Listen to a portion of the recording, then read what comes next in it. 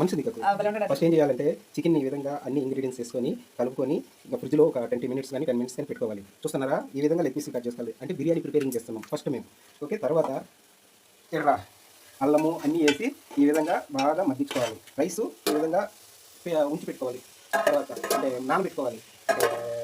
కొంచెం నానితే బాగా మంచిగా వస్తుందండి ప్రిపేరింగ్ బిర్యానీ, చికెన్ బిర్యానీ. ఇది నెల్లూరు స్టైలు. మన హైదరాబాద్ ఇవన్నీ మనకి అంత దమ్మంటారు ఏమి ఉండదు. ఇది మన నెల్లూరు స్టైల్లో చేసుకుంటే ఈ విధంగా ఉంటుంది. ఓకే, ఈ విధంగా బాగా ఆయిల్ కొంచెం బాగా గట్టిగా పడుతుంది. అలాంటి సమయంలో కొంచెం ఆయిల్ బాగా వేసుకోవాలి. కొత్తిమీర కరివేపాకు ఏమి లేదు, కరివేపాకు అంటున్నాను.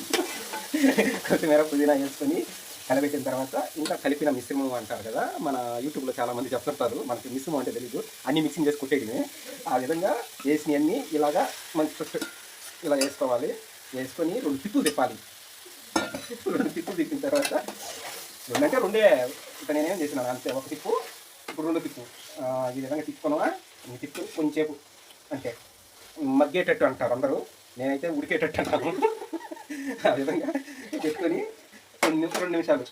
దీంట్లో మర్చిపోయా, ఇప్పుడు లాస్ట్ ఫినిషింగ్ ఏం చేయాలంటే రైస్ వేసే ముందు పెరుగు తీసుకొని కొంచెం లైట్గా కలుపుకోవాలి. అంటే ఆల్రెడీ మిక్సీలో చేశాను కాబట్టి ఇప్పుడు మనకు అవసరం లేదు, కానీ వేస్తే మంచిది. ఇప్పుడు మళ్ళీ ఫ్రిడ్జ్లోకి పోయి నేను ఆడ ఉన్నదానికి సర్దుకున్నాము.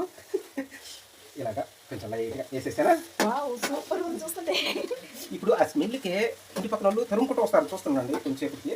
అలాగా 2 నిమిషాలే అంతే, సిమ్లో మీడియం ఫ్లేమ్ అంటారు. అది అంటే మీడియం ఫ్లేమ్ అంటే మనకు అంత ఇంగ్లీష్ రాదులే, కొంచెము లైట్గా మంట వచ్చేటట్టు పెట్టుకొని అలా చేసుకోవాలి. ఓకే, అలా చేసుకున్న తర్వాత ఇలా లైట్గా పీసులే కలబెట్టాలి. ఇలా కలబెట్టి మళ్ళీ చూసి ఎంత పెద్ద ముక్కలు కొట్టుకొని వచ్చారు, దిష్టి పెట్టకండి, మళ్ళీ తినేటప్పుడు ఇబ్బంది అవుతుంది.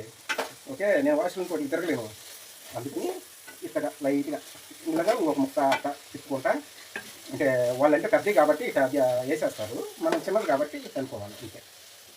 ఓకే, అన్నీ అయిపోయిన తర్వాత ఇలాగా మొత్తం ఓపెన్ చేసి చేసుకోవాలి. చూడాలి, కొత్తిమీర కరివేపాకు లేదులే, కరివేపాకు కాకుండా కొత్తిమీర ఇంకొకటి ఏందో ఉంది, పుదీనా 2 వేసుకొని చేస్తే ఇప్పుడు చూడండి, ఇక్కడ పెద్ద ముక్కలు పొగలు వస్తున్నాయి. చూడండి, అయిపోయింది.